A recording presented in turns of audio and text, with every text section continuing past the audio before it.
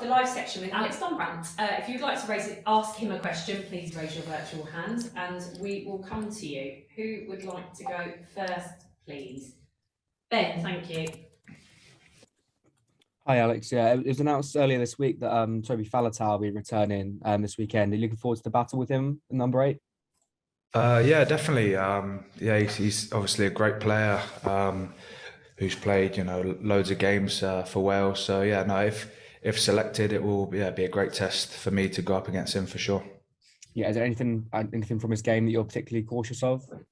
No, I think he's one of those number 8s that's got a great, all court game. He's good in defence and very good in attack. And I've watched him play a lot of games and sort of picked up a few things from him. So yeah, he's a great player. So yeah, with a great all court game. Manu Tuolangi's return to camp, how much of a boost that has given to the squad? Yeah, he's a massive boost. I think his experience that he's got with the boys and, just the physical specimen that he is, it puts fears in opposition. So yeah, to have him back has been a great boost for the boys. Thanks, Alex. Cheers. Thanks, Ben. Simon Thomas, please. Hi, Alex. How are you? Nice to see you again. Yeah, good. Thanks, mate. It's interesting for you going up against the country you spent 3 years. What are the kind of things you took out of that time in King Coed, and I suppose the thoughts of playing for Wales in the 20s as well? It's weird the way your life has worked out, really. Yeah, definitely. It's been a unique journey, I'd say. Yeah, obviously spent 3 years at Cardiff Met Uni, and I made some friends for life, and yeah, some really fun memories, on the pitch in terms of some rugby memories, and yeah, off the pitch, I think it sort of shaped me into the person I am today. So yeah, I look back at those 3 years with some fun memories. Cheers, Alex. Thank you. Thanks, and Nick Mullins. Thank you. Hi, Alex. Thanks very much for your time. What's Eddie asking of you? I think for me, it's just trying to get my hands on the ball as much as possible. I think it's my work off the ball is just as important as my work on the ball. So, the more times I can get my hands on the ball, the better, and try and impose myself on the game, really. But I guess, that comes first of all from the work I do off the ball. And how does that happen? What are you thinking of to make that kind of thing happen? I guess for me, it's just sort of trying to put myself in positions where I can get the ball, where it's, in the shape, I guess, putting myself forward. And then I guess for me, trying to find those little pockets off Marcus that I like to do as well. So just trying to find those spaces and sort of link up with the boys. Are you thinking more of in an attacking sense than a defensive sense at the moment? I think I'm probably an attack-minded player, but I'm also aware that at this level you need an all-court game. Your attack has to be good, but also your defence has to be up there as well. So I've been working hard on that aspect of my game as well to make sure that they're on a level. Do you and Marcus have your own WhatsApp group? I can only imagine that you're chatting quite a lot in between games, in between training sessions. No, we spend a lot of time off the pitch together. We're great friends off the pitch, and I think that translates to what we do sometimes on the pitch as well. So we understand each other's games well, and hopefully that transfers onto the pitch.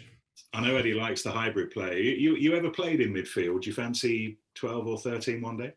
When I was younger, I played a bit of fly half and fullback actually. So I think maybe that's helped in terms of some of my ball handling skills. But no, I'll definitely leave that to the bigger boys. How old were you? Who were you playing for when you were fullback? That was it at Wallingham Rugby Club. So a club that Chris Robshaw also played for as well. And that was when I was about 12, 13, I think it was. Brilliant. Great. Cheers, Alex. Cheers, mate. Thank you. Thanks, Nick. We'll end the live section there then. Could we politely ask broadcasters to leave the call and dial back on at the next time slot, or Charlotte will put you in the waiting room? Thank you. Russ, we'll come to you first, please. Thank you. Hi there, Martin Russell from TalkSport. How are you? Yeah, good. Thank you. Yourself? Yeah, good. Thank you, mate. Maybe if you can just give us an update, first of all, on any walking wounded, any concerns, anyone that might be a doubt for the weekend? No, I think we're all good. Everyone's trained today. Big session today, and everyone's pulled through fine. So we're in a good spot. Excellent. So we can hopefully surmise then that Manu Tuolangi and Courtney Laws are available for selection bare minimum. Maybe on Manu, first of all, how important for you and for the attack to have him back as an option?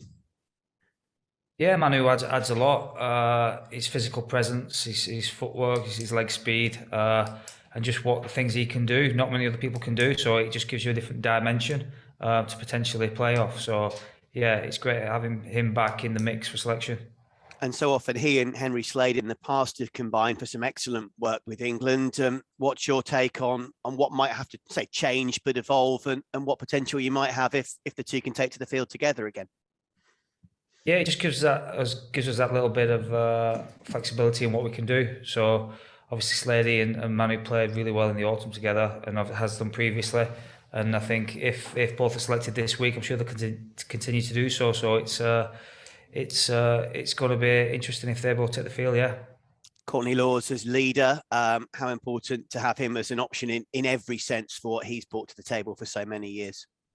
Yeah, he's been brilliant. Obviously, he started back training a little while ago, and he's been ramping it up slowly. And he was back out there today doing what he does, leading by example. So it was great to see.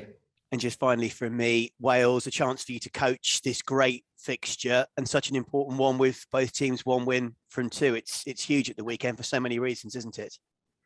Yeah, it's a massive game for us. Obviously, first game back at Twickenham in the Six Nations this year, and the first time crowds have been back for a Six Nations game for a couple of years. So it's a big game, and we're treating it like a quarter-final this week. Great stuff. Good luck. Thank you. Thanks. Chris Jones, please. Hi, Martin. In terms of Courtney and Tom Curry, do you have a decision to make on the captaincy with Courtney being back fit? I'll leave that to Eddie, mate. Right. Okay. How do you think Tom Curry has gone as captain the first 2 games then? He's led with his actions, hasn't he? I thought his stint last week against Italy was immense. He was all over the place. I think he broke records for his GPS, the amount of work he got through.